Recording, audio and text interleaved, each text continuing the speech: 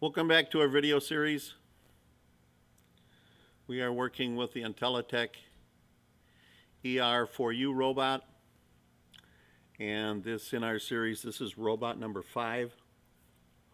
What we're planning on doing today is taking 4 cylinders that are stacked up on one another, and then we're going to unstack 3 of them. This is just a practice exercise of the things that we've done so far. Using our cell setup, we're going to set up the simulator and then move to RoboCell in order to write the program. So start off with a new folder. Our factory floor moves up and down by using the roller ball. When I push down on the right mouse button, I'm able to zoom in and turn. The new object folder should pop up automatically. Remember that it's this icon here at the top that allows us to then open it back up in case you lose it. The robot is at the top of the screen. Pick the robot itself. The 4U should be the only one listed. No slide base, and then it automatically throws it on the factory floor. Let's put a table underneath there under General. Let's grab this table. 2 things we can do with the table. We can change the tabletop color. I'm going to go to this yellow today. Leave the table size the way it is. Our table is big enough for these simple exercises. As I pick OK, then you can place it anywhere on the showroom floor. And then by grabbing the hand, which is the drag object, we can move it. And I like to see it, the robot, in the center of the back side of the table, so we have all this real estate in front of us to be able to put our objects. Today we're going to cylinders. We're going to do 4 cylinders. We'll do red. Place the first cylinder on the table. You have the 3 options: color, material, and size. I don't ever change the other 2, and please don't change the 40 diameter, 40 height, because then that makes us our programming a little more difficult. Material I typically don't change. You can if you want. And then using the color schemes, it's always important, especially when you're stacking, to use different colors. And when you're using the different colors, make sure that they're distinct enough so that they don't fall in on one another. This is not the most expensive program, so our simulator works fine for what we need to do. I suggest that right away you double snap on that and give it a position. And today we're starting off our cylinders at 300, -200. And that way then I can stack the other 2 on top of that. Our number 2 cylinder is going to be blue. Let's take that blue. Now, zero in on the arrow, so you're right in on top, so you get the cube. If you put it on the table, you'll never be able to restack it. So you want to do that right away. If you're putting the positions in, it just makes it easier for the next one to come on. 300, -200. Our next one is green. Let's go get it. Green, let's use, we could use that green. That one's kind of a greeny green color.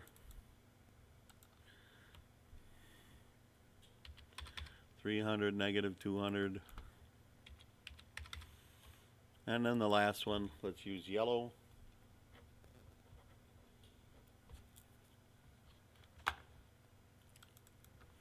And the colors really don't make that much difference. All I'm saying is that when you put the colors out there, that they are different enough each and every time that they don't fold within one another. But it does make a difference though on the position, because our robot's going to need to find those. And we've already given the positions so that when we import this into our RoboCell, that we know where these positions are. So that ends that. Make sure that you save this. I recommend to save it to the desktop. That's the easiest place to find our work each and every time. Call this then robot number 5, and then hit save.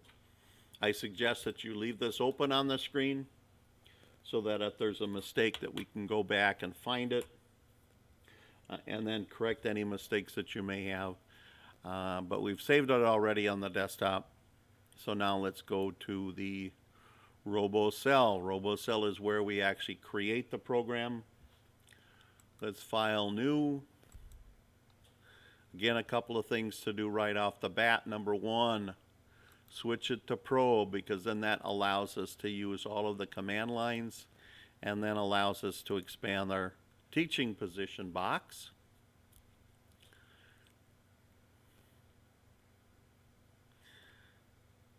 Put the home position.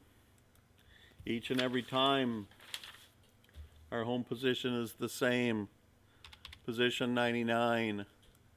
I would say make sure that you commit this to memory. Our X is 130, Y is 0330.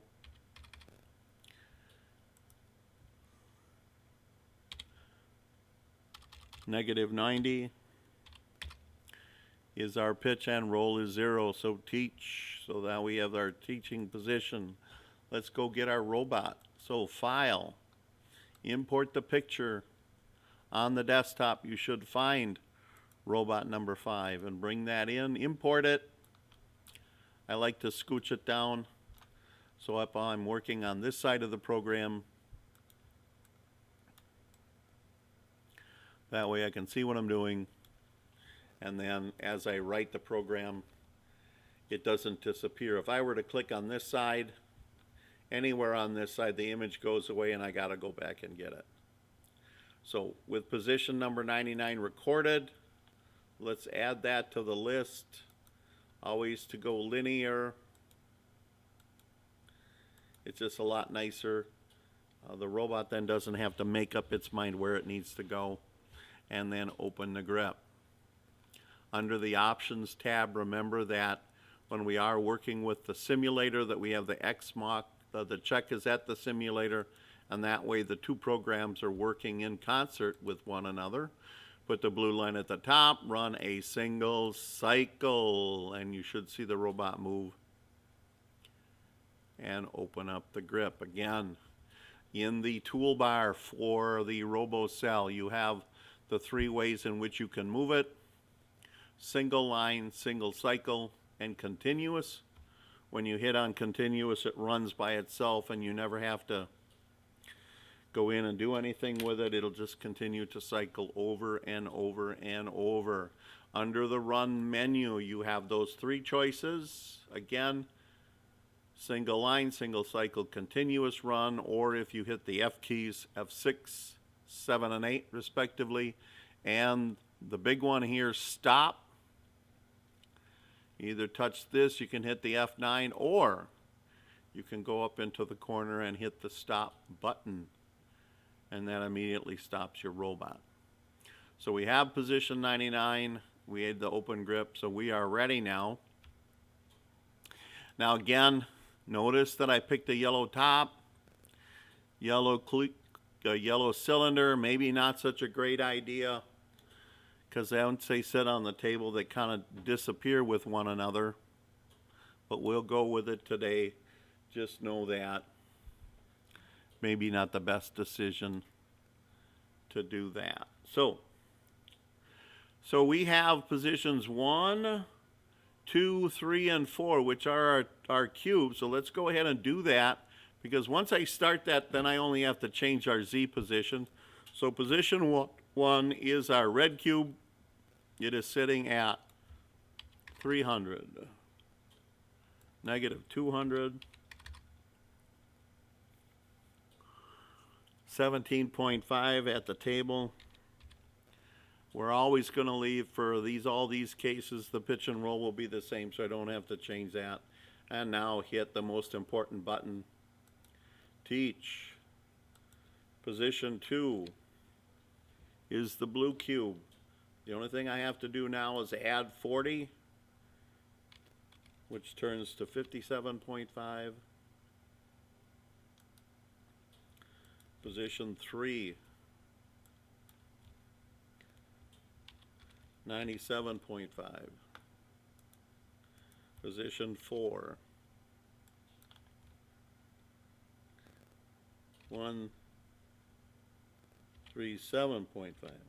All it is the addition of 40 milliliters to each one. And position 5 then is over the stack, so we'll go right to the 200 mark, which gets us in and out of the cell, and there we have it. So now positions 5, 6, and 7 are going to be listed all across the top. So in our particular case, position 9 and 6 are related, position 10 and 7, and position 11 and 8 are related. So let's do 6 and 9. 6 is over the cell at our Z of 200 and moves the new cylinder to 300, negative 100, and position 9 will put it at the table. So let's do 6. So 300. You look at your handout then, this is 100, and we're above the table at 200, so we'll teach. Position 9 puts it at the table, which then just means a 17.5 change, and teach. Positions 7 and 10 are related. So position 7 is 300, 0, and 200. Teach. Position 10 places it at the table. 300, 0, 17.5. And teach. And position 8 and 11 are related. So 8 is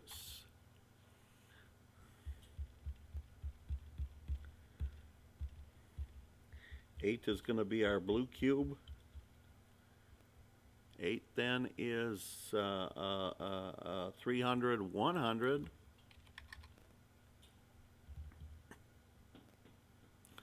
200. 100. Teach. And its related position is position 11. 300, 100, 17.5. And teach. All right, so there is our, should be 1 through 11. 1, 2, 3, 4, 9, 10, and 11. There they are with our number 99. Okay, great. So let's start adding our, so we want to move yellow.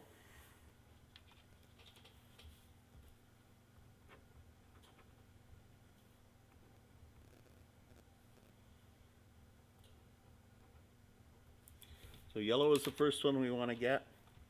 So we need to go to position 4. So we said that was position 4. Be sure to use the linear one. Position 4. Oops, I don't want to swing right down to 4 though. Remember that we always want to talk about going up in and out of the cell safely. So if I double snap on 4, I don't actually have to delete it. I can just give it another number and change it to 5. Now give it our 4. Now since the grip is already open, let's run those two with a single cycle. So it will go from 5 to 4. Sweet. Close the grip. Otherwise you're going nowhere. All right, so what do we want to do with this yellow cube? We want to go from 5 to 6 to 9. So position 5 gets us straight up out of the cube. Our new position is 6. And according to the diagram on the piece of paper I've given you, we're going to position 9. Sweet, let's do that. So 5, let's do the cycle now so we get the 3. So 5, 6, 9. Yeah, baby. Now we want to leave it there. Remember that you have to open the grip. Open the grip, now do a single line now. Straight up, in and out of the cell. 6. That's how we got there. Let's back it out at 6. See, now you can see how the yellow one kind of disappears by using the same cube and the same color. I guess yellow was a bad choice for me today. But I'm not re-recording this guy, so it's just going to be forever a bad choice.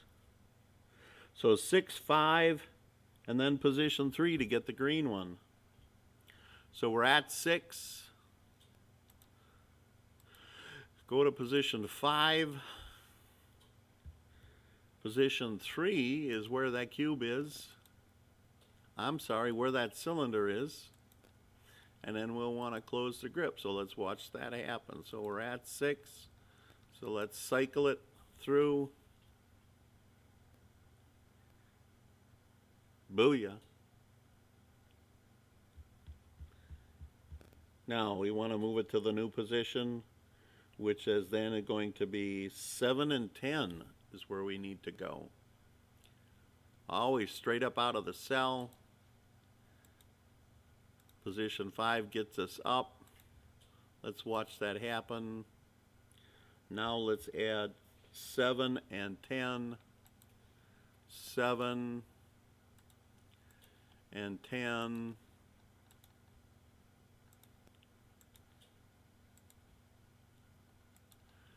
Seven to 10.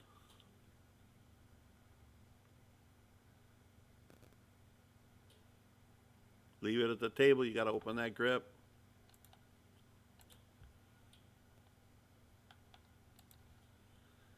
Okay. Let's go get the blue one.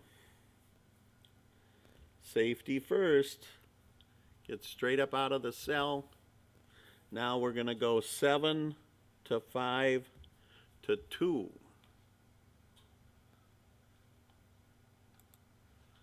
7, 5 to 2. And I'm thinking ahead, I'm going to want to close the grip. So let's do that. We're right here at the open grip now. Let's run that cycle to the end.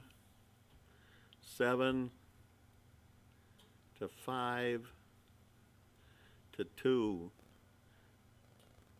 Close the grip.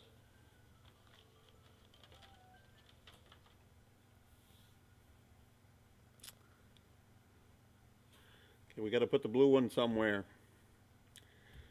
To put the blue one somewhere, it's related to position number 8 and 11. So let's add those to the list. Remember, when you're going up in and out of the cell, this one then, position 5 gets us up and out. Position 5, remember, that's straight up. Always a good idea. 8 to 11. So 8 is our new position. According to the diagram, we want it now to go to 11. And then open the grip if we're going to leave it at the table. So let's watch that happen. Run a cycle. So from 5 to 8 to 11. Open the grip. Now we're all done. But again, if we immediately take off for the home position, we could run into something Always to our safety advantage, always to go straight up in and out of the cell. So position number 8 was the one associated with getting it up out of the, straight up out of that cell. 8, straight up. And now head for home. Position number 99. And close the grip. Some good housekeeping things. We're able to put the bag on it, put the robot away. Remember to do that. And there you have it. So, let's see if it'll run all the way through. In our 3D image in the upper left-hand corner, we can reset the entire cell. Let's zoom in. Let's work these buttons here so I can zoom in and take a look at what I want to do. Watch it work. Put the blue line at the top and run a single cycle.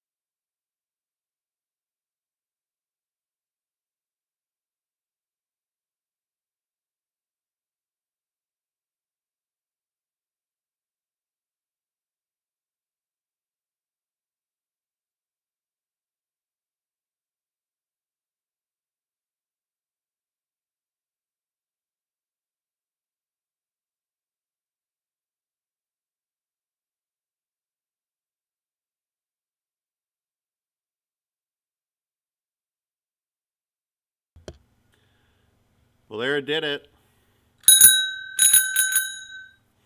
Got the bell. So we are done.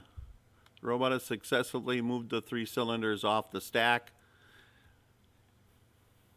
Remember that we want to be able to record your name. Under the program flow, we have the remark. Type your name.